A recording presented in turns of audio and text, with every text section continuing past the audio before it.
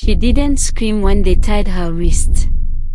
She just looked back, once, as the only home she'd ever known vanished behind her. Her stepmother stood at the gate, smiling. Ebony, daughter of a chief, born of royal blood, was being sold to strangers for a handful of cowries. Before betrayal came, Ebony was the pride of Oyo Kingdom. Her voice could calm storms, her presence drew blessings. The villagers called her Homo Orisha, child of the spirits.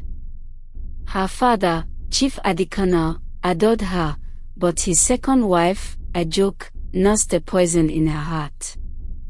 Jealousy festered as Ebony blossomed, beautiful, beloved, and full of light. When the chief left for distant trade, Ajoke struck. She paid northern traders to take Ebony far away, claiming she was a cursed servant girl. They bound Ebony quietly before dawn and vanished into the forest. Ebony journeyed north through jungles, hills, and rivers. She ate scraps, slept on cold earth, and prayed to the ancestors.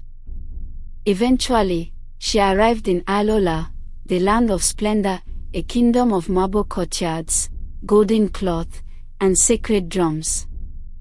There, she was sold as a servant to Baba Danjuma, a wealthy cloth merchant.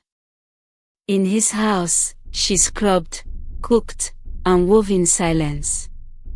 But at night, she sang, softly, to the moon. One morning, she crafted a cloth unlike any Danjuma had seen, dyed in deep indigo, etched with marigold suns and rippling rivers. He brought it to the palace festival. There, Prince Aetond, heir of Alola, saw it. He demanded to meet its maker. When Ebony stood before him, dressed in plain wrappers, her dignity stunned the court. The royal oracle cast his cowries, and they trembled on the mat. "This girl," he said, "is no slave. She is destined to wear a crown. The gods watch her path." Days later, Ebony was crowned queen beside Aetond. The people cheered, unaware that the ash-stained girl sweeping floors was born from chieftaincy and nearly lost to treachery. Ebony ruled with grace, wisdom, and an unshakable calm. She was known as the River Flame, gentle, but unyielding. Years passed. One day, Ebony returned to Oyo, not as a slave, but as Queen of Alola. Her father, now old and weary, collapsed in tears. Ajoke hid in fear. But Ebony found her and said, "You sold me to silence my light. But your betrayal became the road to my destiny." She turned, regal and radiant, leaving Ajoke to face her own shame. Ebony's palace garden bloomed year-round. Even in drought, rain fell softly on her court.